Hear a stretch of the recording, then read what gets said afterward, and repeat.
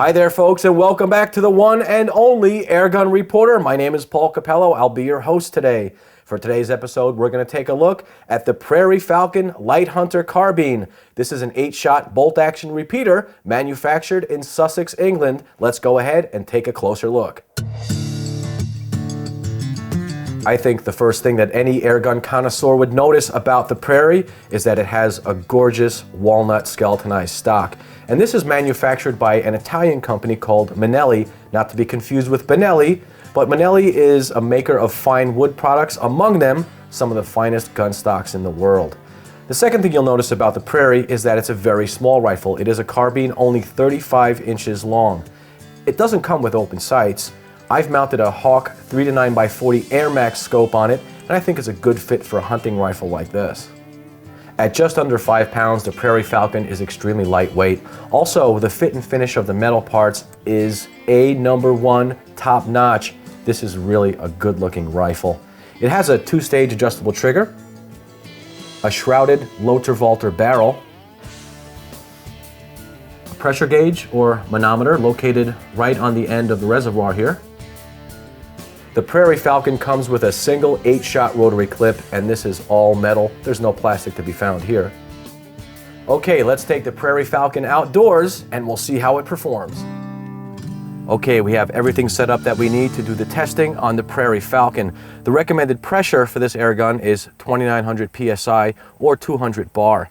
It did come with this nice shiny fill probe. Once again, I wish it was a Foster connection. I had to put an adapter on the bottom of it so it would fit on the hose of my Air Hog tank. Let me go put that in there. And if I turn the rifle on its side, you'll see that the section where the pressure gauge is has a dial, and that just opens and closes the fill port so you don't get debris inside of it. I'll go ahead and put that inside there. Okay. I like to hold on to it when I'm filling it, and then very, very slowly turn the main valve on the tank. Very slowly. There we go. Pressure starting to rise. Gets up there pretty quickly, then it slows down. Always remember which way to turn the main valve to shut the airflow. You don't want to accidentally turn it the other way. Okay, just about there now. Right there. Go ahead and bleed it. And that's all there is to it. Let's go ahead and do the chrony testing. Okay, the first pellet we're going to test out here is actually one that the manufacturer recommends, and that's the JSB Jumbo Exact. Loading the clip is very easy, very similar to the Air Arms S410. Just drop in the pellets, keep rotating until it's full. They drop in very easily. To insert the clip in the rifle, you have to pull the bolt all the way back and then push it down. Take your clip, put it inside the breech, and you're ready to go. One thing I've noticed about this rifle, it does not have an automatic safety, and you can only put it on safe after you've cocked the rifle. That's a very, very strange feature. If I just push it forward, now it's on safe. I find this to be a little bit strange in that I've never encountered a rifle that has this kind of safety mechanism on it. It can only be put on safe once again when you pull back the bolt. Okay, I think we're all set up here. Get lined up with my chrony. Taking it off safe requires a right-handed shooter to use their left hand. Now it's off safe, ready to fire. Now it's on safe. You would think that I could reach it with my thumb, but I can't. And I don't want to put my finger through the trigger guard in order to take it off safe because I can accidentally fire it. I can just about reach in there with my thumb to put it on safe, but not quite. It doesn't get good marks for the safety on this rifle. Okay. Take it off safe, take my first shot here.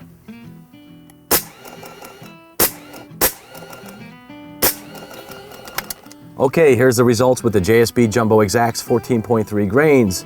Looks like we have a low velocity number of 807, a high of 897, which is very close to the manufacturer specs, and an average of 859. Here we have an extreme spread of almost 90 feet per second and a standard deviation of 30 feet per second, and I'm going to have to attribute that to the very small reservoir on the Prairie Falcon. So based on the calculations here, we have 23 foot-pounds of energy with the JSB Jumbo Exacts. I also went ahead and tested the Barracuda match pellets, 21.14 grains, and that gave us an average of 796 feet per second. And based on that number, we have 29 foot-pounds of energy with the Prairie Falcon. Let's go ahead and see if this thing has some accuracy. Okay, the first pellet in our accuracy test will be the JSB Jumbo Exact, and the distance to our target is approximately 60 feet.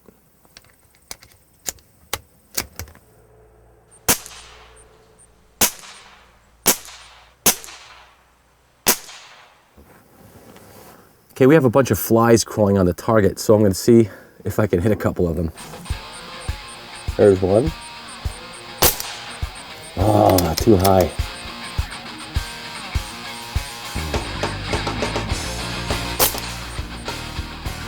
Got that one. Ooh, just missed him.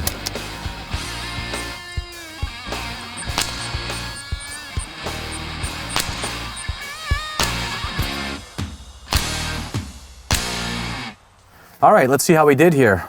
This is a 5-shot group at 20 meters using the JSB Jumbo Exact.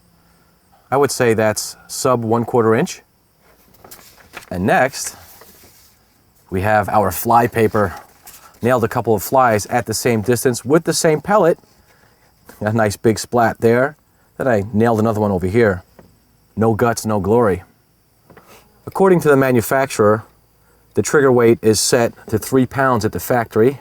We'll go ahead and find out. We'll do 5 consecutive pulls and then find out the average. Pointed safely downrange. That's 1. 2 pounds, 9.2 ounces. 2 pounds, 7.1 ounces for an average of 2 pounds, 6.6 ounces, even lighter than what the manufacturer said it would be coming out of the factory. Okay, before I go ahead and do the sound testing, I have to tell you, having tested this out for the entire day here, I can tell you we're getting about 16 to 20 good shots before we have to fill up. You have to remember that this is a small hunter carbine and it has a very limited reservoir. Let's go ahead and do the sound testing and see if the shroud over that low-to-vaulter barrel is doing its job. Okay, as usual with pre-charged pneumatic air guns, I'm shooting pellets. I don't dry fire when I do my sound testing here. If you look at the shroud on the Prairie Falcon, you'll notice it's not terribly big. So I'm not expecting it to be mouse fart quiet, as you guys out there call it, but I do expect it to quiet down that low-to-vaulter barrel considerably. Let's see what we get.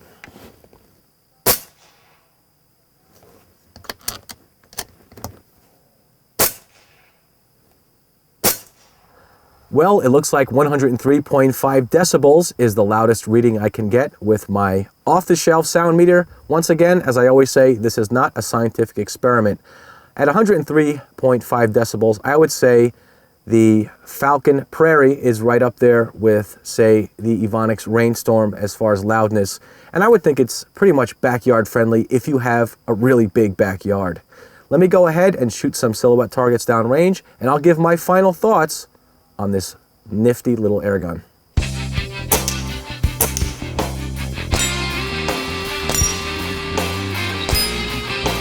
A low-to-vaulter barrel was a good choice for the Falcon Air Gun Company. It made this gun a real shooter. If you're looking for a lightweight hunter carbine that's also a finely crafted piece of air gun artwork, the Prairie Falcon might just be the air gun for you. For Air Gun Reporter, my name is Paul Capello. Until next time, shoot safe and have fun.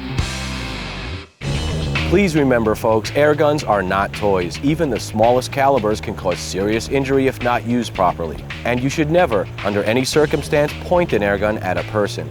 Parents, if you teach your children to shoot responsibly, they will have a lifetime of air gun enjoyment.